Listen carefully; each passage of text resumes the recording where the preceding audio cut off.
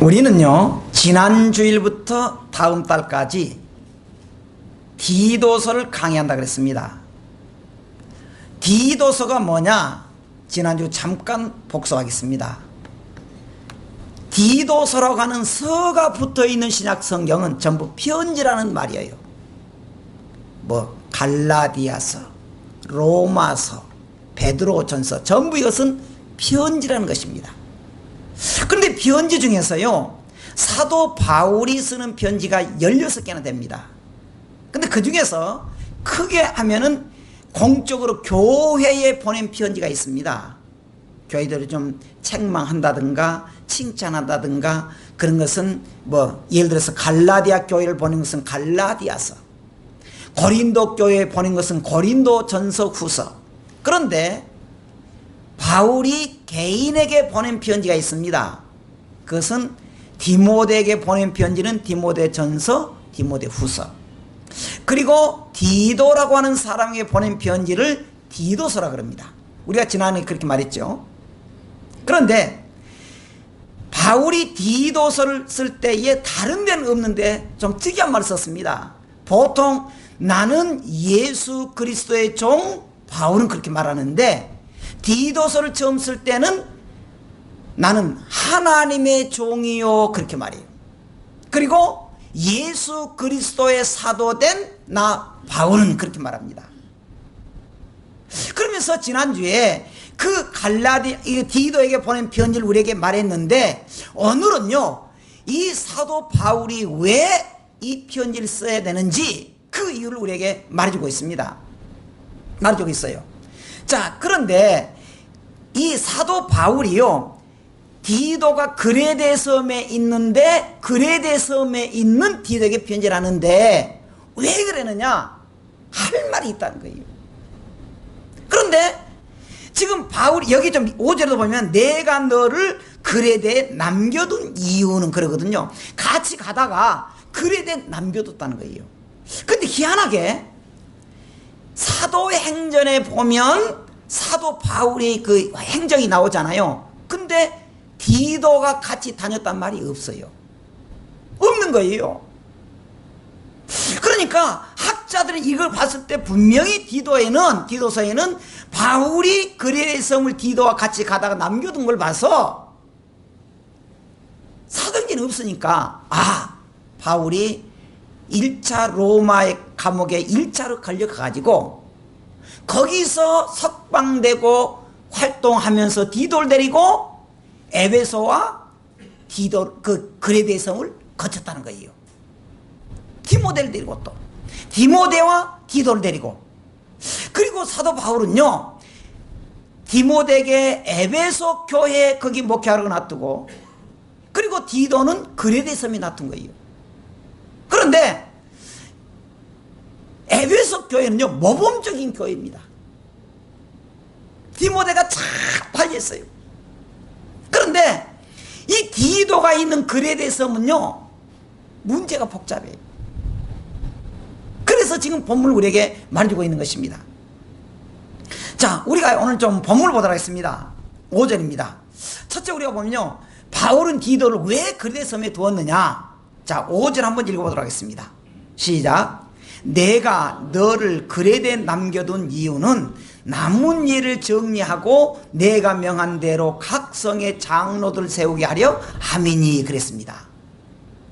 여기 그레데 섬은요, 이 일반적으로 백성도라고 말해요. 우리는 여기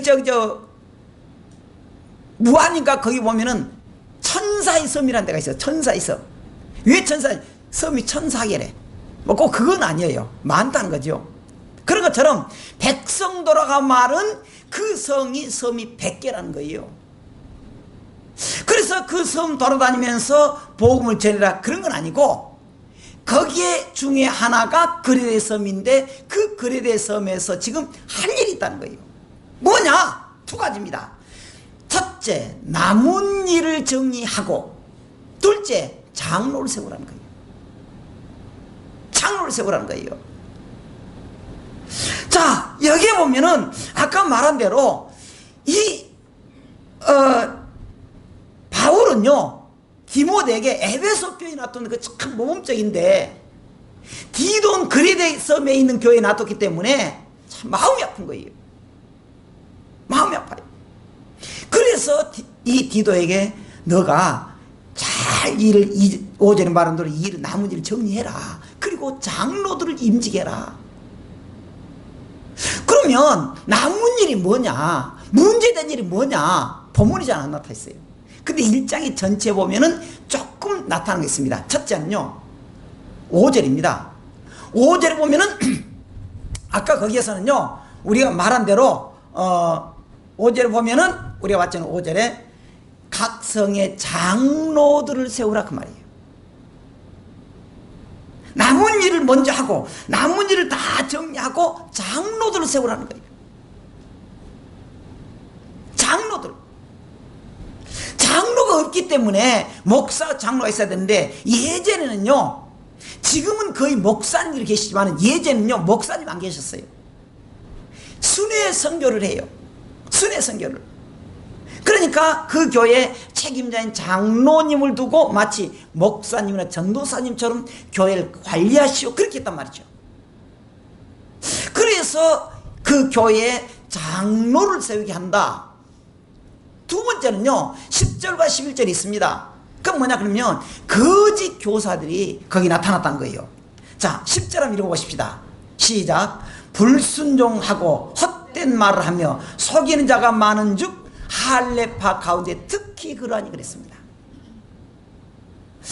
교회를 떠나면요 목사님들 떠나면 그 교회가 자꾸 악한 무리가 달려들어요. 쉽게 말해서 야 아니 예수님만 믿으면 천국 가느냐? 근본이 어디가 있냐? 그 엄청난 교회라는데 예수를 믿으면 가냐? 할례 받아야 돼. 할례 율법 지켜야 돼. 막 그렇게 하는 거예요. 여러분 우리가요 구원받고 우리가 천국 가는 것은요 율법을 지켜서가 아니에요. 예수님을 믿음으로 구원받고 천국 갈 수 있습니다. 할렐루야.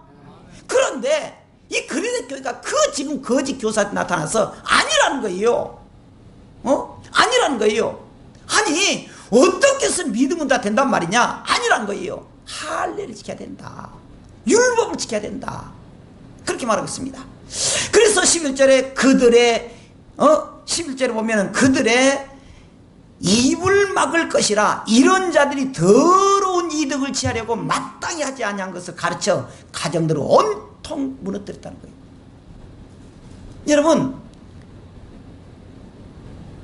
가끔 여러분들도 좀 들었겠지만 뭐 신천지를 다니는 사람들 데모하잖아요. 부모들이 내 딸아 와라. 딸들 뭐라 그래? 아줌마 누구예요? 신천지 다니면요 육신의 가정은 다 버립니다. 가정 깨져버린 거예요. 그래가지고 그 자녀들 거기서 어머니나 아버지를 데모하다가 죽는 사람이 많잖아요. 많아요. 여러분 여기에 보면요 그 거짓 교사들 가짜 사이비 이단들이 나타나서 교회를 말아먹어 버려요. 그러니까 얼마나 사도 바울이 정말 마음이 아픕니까? 얼마나 아파요. 그래서 디도에게 가서 좀 그 일을 정리해라. 정리해라. 그렇게 말하고 있습니다. 세 번째로는요 16절입니다. 그들이 하나님을 시인하나 행위로는 부인하니 가증한 자요 복종하지 아니한 자요 모든 선한 일을 버리는 자니라 그렇게 말했습니다. 여기 보면요 하나님을 시인하나 그 말은 원문이 이렇게 됐습니다. 하나님을 안다고 시인하나 그래요. 하나님을 시인한단 말 그냥 막연한 게 아니고 자기가 하나님을 잘 안다는 거예요. 문제는 뭐냐? 실천하지 않는다는 거예요. 실천하지 않는다는 거예요. 우리 주님 뭐라 합니까? 사랑하라고 말해요. 목사님 나 수천 번 들었습니다. 그런 사람 많아요. 근데 용서가 안 돼요. 그게 지금 말하고 있습니다. 그게 말하고 있습니다. 그래 그래서 여기에 16절에 하나님을 안다고 시인하나 행위로 어쩐다고요? 부인한 자라는 거예요. 부인한 자라는 거예요. 우리가 예수 그리스도를 믿는 성도들은 언제나 한 마음이 돼야 됩니다. 아무리 마음이 상하고 어려워도 사랑해야 돼요. 할렐루야. 근데 부끄러운 이야기지만 여러분들도 들었겠지만 어떤 사람들 말하자면 교인들이 너무 쫀쫀하다는 거예요. 교회 안 다니는 사람들끼리는 속이 딱 상하면 이리 와 술 한잔해. 근데 술 먹으라는 건 아니요. 근데 그들 교회 안 다니는 사람들은 술 한잔하고 말이 당신 말이 그렇게 기분 나쁘 죽겠다. 아유 풀어보자고. 그럼 끝나버린 거예요. 다만 반갑구나 그래요. 그런데 믿는 성도들 한번 틀어져 봐봐. 주님 오실 때까지 이렇게 끝나고 있는 거예요. 오실 때까지. 그래서는 되겠냐는 거예요. 사랑의 하나님 믿는다 그러면서 우리가 용서한다 그러면서 사랑의 하나님 믿는다 그러면서 한번 꼬임이 되겠냐는 거예요. 그래서 주님 뭐라고 합니까? 예수님이 이것까지 참으라. 베드로가 말고의 길을 잘랐을 때 고쳐주면서 그랬잖아요. 이것까지 참으라. 내가 지금 이 사람들 죽이려면은 1000살 동원해서 죽일 수가 없겠느냐? 그런데 그것이 아니다. 이것이 하나님 뜻이 아니라는 거예요. 뜻이 아니라는 거예요. 우리가 정말 하나님 믿는 성도들이 억울하고 힘들어도요, 하나님이 우리에게 용서하라 그랬기 때문에, 하나님 우리에게 사랑했기 때문에 우리는 그대로 실천하자는 것입니다. 할렐루야. 그런 거예요. 두 번째로, 그러면 장로의 자격이 무엇이냐? 우리가 아까 말한 대로 5절에 보니까 뭐랬습니까? 내가 늘 거리대에 남겨둔 것은 남은 일을 정리하고 장로를 세운다 그랬는데, 여러분 여기서 우리가 기억이 될 게 뭐냐면은 이 장로뿐만이 아니라 모범적으로 말한 거예요. 교회를 섬기는 성도들이 어떻게 해야 되느냐 그걸 말합니다. 그것이 6절, 7절, 8절에 나타나요. 우선 간단히 말할게요. 간단히 말은 뭐냐면은 모범적이어야 된다는 거예요. 사람들에게 인정을 받아야 된다는 거예요. 물론 하나님께도 인정을 받습니다. 근데 먼저 개인적으로, 가정적으로 어떻게 말하느냐? 가정적으로요, 6절입니다. 한번 같이 읽어보십시다. 시작. 책망할 것이 없고 한 아내의 남편이며 방탕하다는 말을 비난받거나 불순종하는 일이 없는 믿는 자녀를 둔 자라야 할지니라. 책망할 것이 없어야 돼요. 교회를 사랑하고 섬기는 모든 일꾼들은 마찬가지입니다. 일꾼들하고 마찬가지입니다. 정말 내가 가정적으로 은혜로워야 되고요, 내 자신이 책망할 것이 없어야 돼요. 여기에 책망할 것이 없고 한 아내의 남편이고 방탕하다는 비난을 받거나 그랬습니다. 방탕하다는 말이 무슨 말이냐? 여기서 우리가 방탕하다는 말은 두 가지를 말합니다. 무절제한 생활한다는 거예요. 무절제한 생활. 그리고 쾌락을 쫀다는 거예요. 성도들이 읽고 있다면요, 무절제하지 않아야 돼요. 우리가 말도 조심해야 돼요. 그 다음에 또 뭐라고 합니까? 6절에 불순종하는 일이 없는 믿는 자녀가 된다. 불순종이란 말이 여기서 그냥 불순종이 나오는데요, 원문은 조금 다르게 나왔습니다. 그냥 불순종이 아니라 고의적으로 불순종하는 자라고 나와 있습니다. 고의적으로. 우리는 언제나 예배를 통해서 깨달아야 될 게 뭡니까? 이 예배를 통해서 우리의 마음의 고를 봐야 돼요. 우리의 영적인 것을 비춰봐야 됩니다. 우리 가정이 어쩐가? 정말 내가 우리 가정적으로 부끄러움이 없는가? 그 다음에 두 번째로 이 사회적인 것입니다. 사회적인 것. 그럼 그러면서 뭐라냐면 사회적으로 하나님께서 감독은 그렇게 말합니다. 그 뭡니까? 교회를 관리할 수 있는 사람이다 거예요. 지도할 수 있는 사람이다 겁니다. 그래서 보세요. 감독은 교회를 지도하는 사람인데 이렇게 지도하라고 말하지 않고 그는 하나님의 청지기로서 그렇게 말합니다. 그 이상이에요. 아니 감독은 그러면서 뭐랍니까? 하나님의 청지기로서 그 말합니다. 하나님의 청지기란 말이 무슨 말이냐? 일꾼이라는 걸 한다는 말이에요. 일꾼이라는 거예요. 일하는 거예요. 그러면서 책망할 것이 없고 제 고집대로 하지 아니하며 급히 분내지 아니하며 술을 즐기지 아니하며 굿하지 아니하며 더러운 이득을 탐하지 아니하며 뭐랍니까? 오직 나그네를 대접하며 그 다음에 선행을 좋아하며 신중하며 의로우며 거룩하며 절제하며 그렇게 말하고 있습니다. 자, 여기서 뭐냐 그러면은 모범이 되라는 거예요. 모범이. 어떤 모범이냐? 섬김의 모범. 그래서 감독은 장로는 하나의 감독자가 되는데 감독자는 먼저 교회 일꾼도 마찬가지입니다. 교회 모든 성도들도 섬기는 자들이 뭡니까? 하나님의 청직이라는 거죠. 청직이 일꾼이라는 거예요. 여러분 우리가 이 땅에 살면서 정말 우리가 청지기를 사느냐? 그게 뭡니까? 나그네를 잘 대접해야 돼요. 우리 항종직들 참 대접을 잘해요. 근데 계속 그렇게 하십시오. 조금 오래됐다고 해서 목이 힘들고 힘주고 내가 이제 그래도 이게 무엇인데 대접받아 이렇게 폼되지 마시고 지금처럼 잘 하세요. 이게 복받을 일이에요. 할렐루야.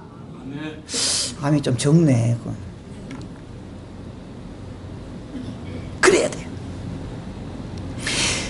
여기에서 나그네를 잘 대접하고 선행을 좋아하며 신중하며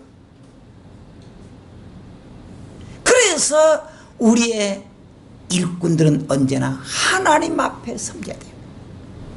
하나님 앞에. 자, 그런 의미로 8절에도 보면 오직 나그네를 대접하고 그랬잖아요. 자, 오늘 마지막에 보면 뭐라 그럽니까? 자, 장로의 그럼 직무는 뭐냐? 9절 한번 읽어보십시다. 시작.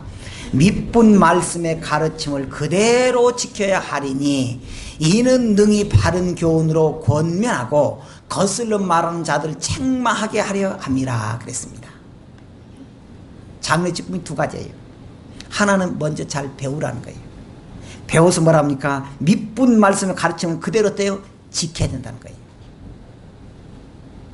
자기가 지키지 않고 배우지 않고 다른 사람께 가르친다? 안 된다는 거예요. 두 번째는 뭡니까? 그러면서 바른 교훈으로 다른 성도들을 권면하고 지도하라는 거예요.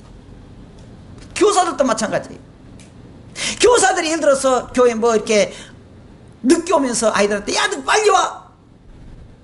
그럼 이상하잖아요. 이상하잖아요. 그래서 섬김이 중요하다는 거예요. 섬김이 그렇게 중요해요. 모범이 되는 것이.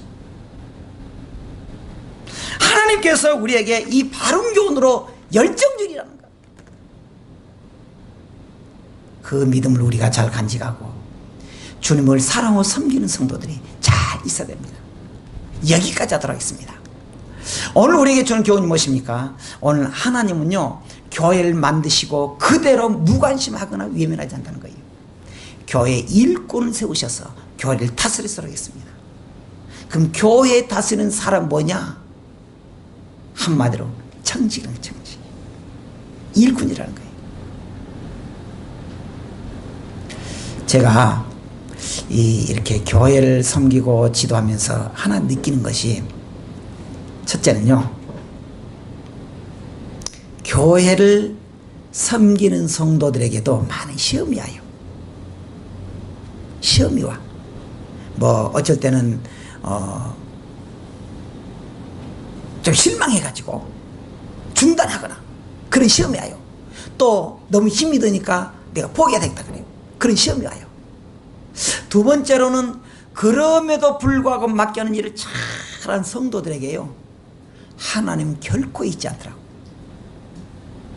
하나님 복을 줘요. 생업에 복을 주든지 자녀들에게 복을 주든지.